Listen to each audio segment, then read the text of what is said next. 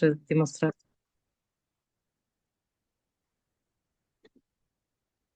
Да, вот только запись пошла. До этого ничего не записывалось. к сожалению, да? Вот. Хорошо, буквально пару слов, наверное, коротко скажете для записи, да?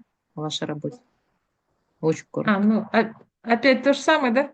Да, просто коротко для записи. Хорошо. Здравствуйте, уважаемые коллеги.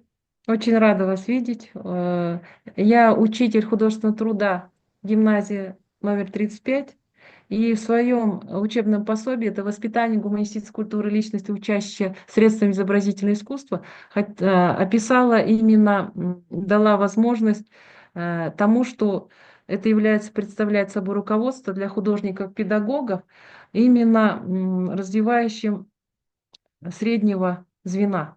То есть почему я рассматриваю среднее звено, это подростковый период, когда у детей неустойчивая психика, поэтому нужно их воспитывать музыкой, изобразительным искусством, трудом, физкультурой, такими предметами, вызывать в них интерес к нравственным качествам.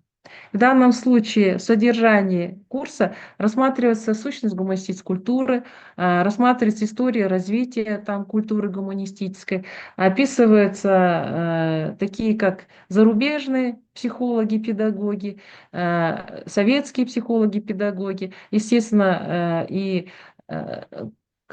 так сказать, современные наши педагоги и художники-педагоги. Я хочу в основном остановиться на художнике-педагоге Ербулате Тулебае, который нарисовал две картины, и они являются для меня важными, так как «Лекарь-1», «Лекарь-2», где действительно изображается врач, который подает в чаше, то ли он яд, возможно, а может быть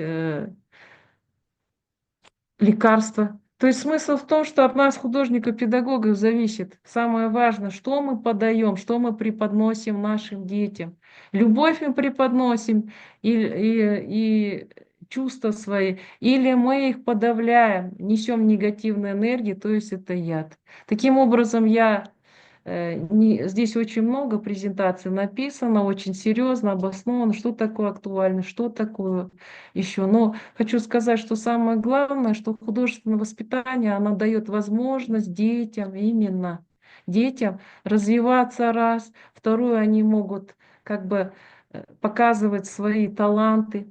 И хотелось бы, чтобы они развивали положительные качества, такие как любовь, такое как доверие, потому что даже будучи сейчас в капиталистическом мире, отойдя от соцлагеря, мы, естественно, понимаем, что сейчас и бизнес ведется всегда на доверии, на честности, на таких понятиях, как коллективизм, на такие понятия, как эмпатия, коммуникабельность, толерантность. То есть поэтому не надо забывать, что актуальность гуманистическая культура, она была, будет жить и всегда необходима. А нам нужно только педагогам включить системность этого.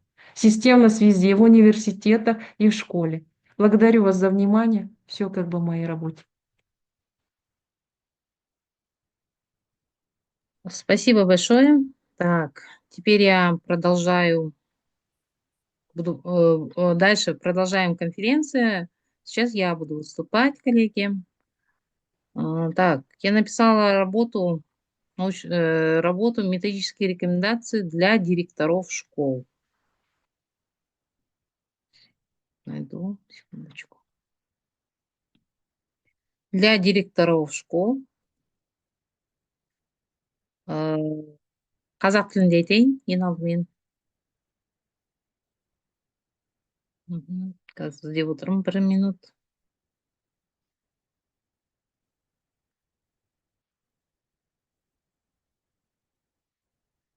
Екі тілде жазылған. Написано на двух языках. На казахском и на русском. С переводом сразу написано. Поэтому сейчас я найду. Отключать я не буду, потому что когда я отключаю, оказывается, запись не идет, коллеги. Угу. Поэтому отключать видео не буду.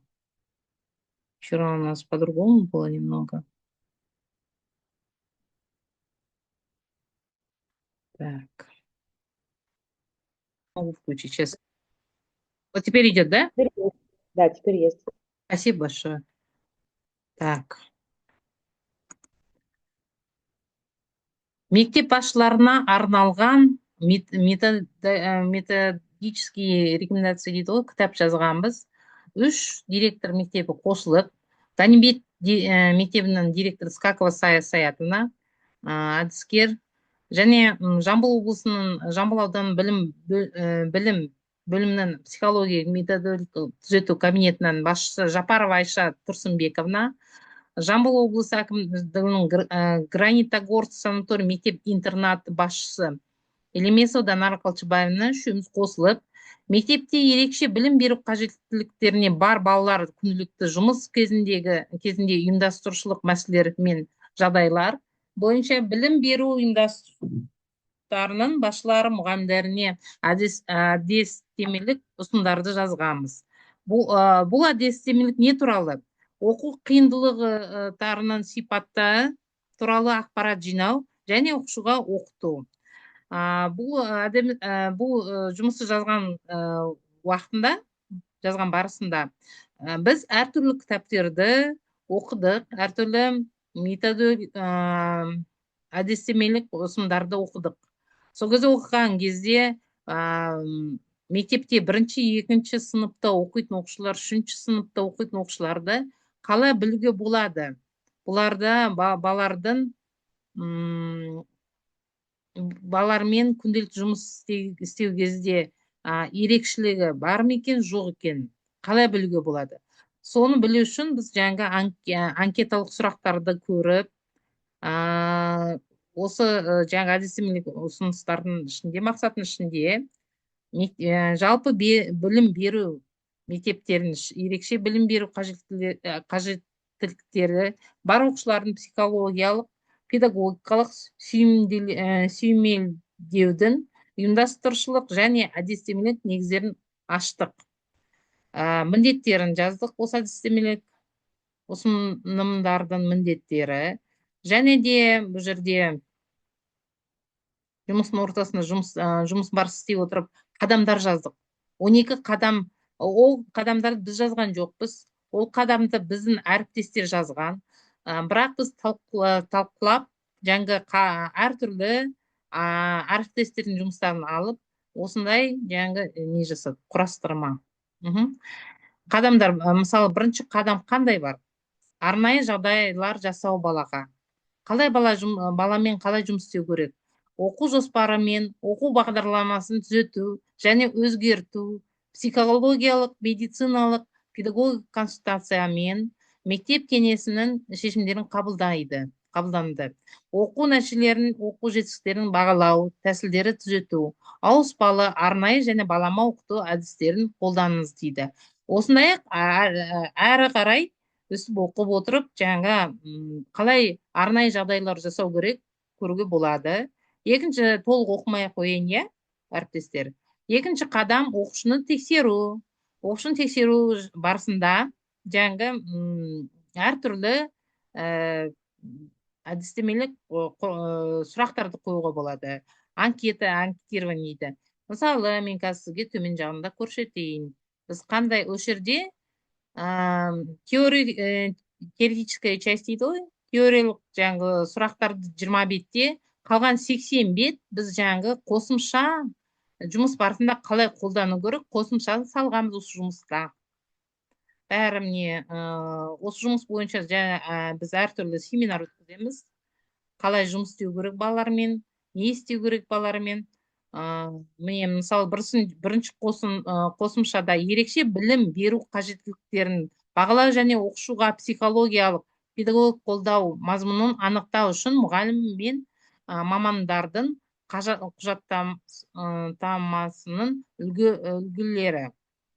Осындай журналдар болу керек, мысалы, қараңыз, нысандар бар. Сосын сұрақтар бар, сауалнама. Аталымдарға арналған. Я, жоқтан гөрі я деген сұрақтар. Мысалы, сіз балаңызды дені сау, мықты төзімді мектептегі қиындықтарды және алатын деп санайсыз ба? Я, жоқтан гөрі я. Жоқ, еден гөрі жоқ деп мысалы жауап береді. Осының бәрін сауалнаманы біз жауаптарын қосып бір нәтижеге келеміз. Әртүрлі сұрақтар бар. Сосын әрі қарай мектептегі алғашқы және одан да көп жылдардан кейін мектеп оқушысының ата-аналарына арналған сауалнама. Осы жерде сұрақтар бар. Бала мектепке баруды қалайды ма, қаламайды ма, аса қалайды, қалайды. Не успеваем мы на него, да?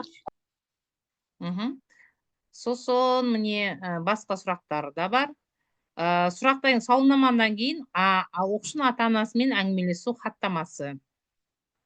Осылай жазылады. Осының бәрін біз жұмыс істегенде біздің оқыған семинарлар бар, немесе кітаппен арнап біз осы сұрақтардың бәрін береміз. Word түрінде сіздер жұмыстарыңызды шығарып алып қолдануға болады.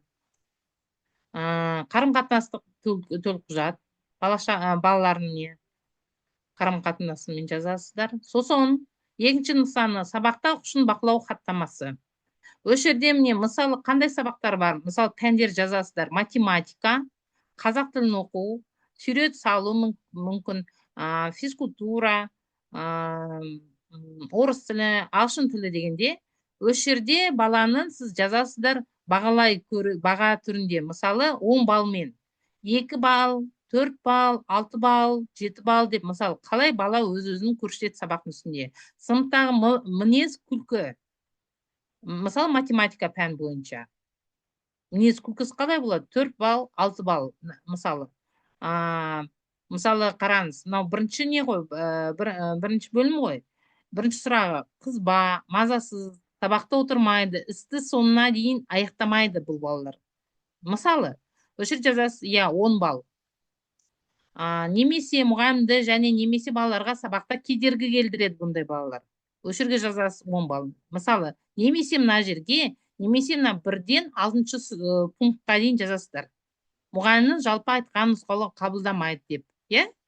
Әрі қарай екінші бөлімде іс әрекеттің қарқыны тежелген, баяу, басқа балаларға ілесе алмайды. Немесе жұмыс қарқыны жылдам, бірақ ретсіз және пайдасыз деп. Өстіп, осылай қарай, осы үлгі бойынша әртүрлі сұрақтар, әртүрлі пәндермен қойылады. Сосын осы нәтижесін келтіреміз. Нәтижесін алады міне. Результат дейді ғой. Аналитика жасап, жүрек қараймыз. Характеристика, оқушының сипаттамасы. Бірінші, екінші жартыжылдық жыл соңы дейді міне. Осы жерде жазады қиындықтары, немесе күшті жақтары өзекті деңгей деген.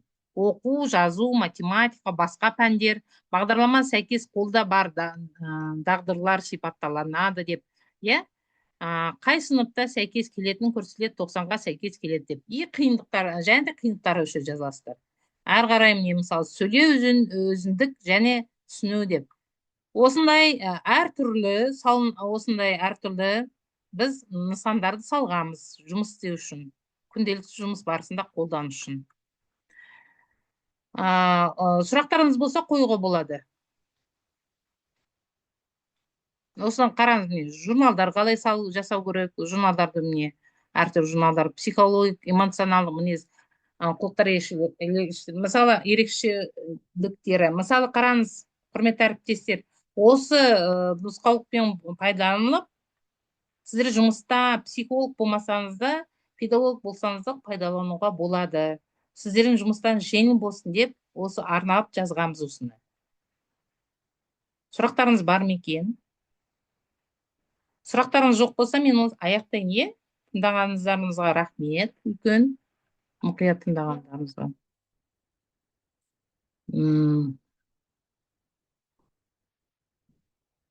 Так, теперь я хочу продолжить данное выступление на русском языке. Пару кратце слов тогда на русском языке скажу, потому что на казахском языке мы уже презентацию сделали. Видно ли, коллеги, экран? Виден ли экран, коллеги?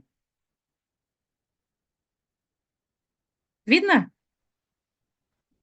Видно, но это же не Да. презентация была. Господи, это просто чтение с листочка. Их можно же закинуть в наш чат. В смысле листочек? Это работа 120 листов, Алла Владимировна.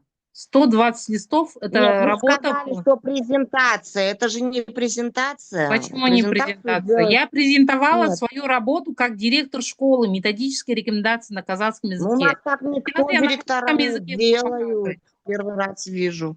Просто Хорошо. ее же можно классно нам выслать. Мы бы почитали и ознакомились с удовольствием, если в Word бы нам туда выслали, это было классно. Нет, в Word я не буду высылать. Мы сейчас я авторское защищу в это в Децентуо, ну не потом мы PDF. Ага. Хорошо, договорились.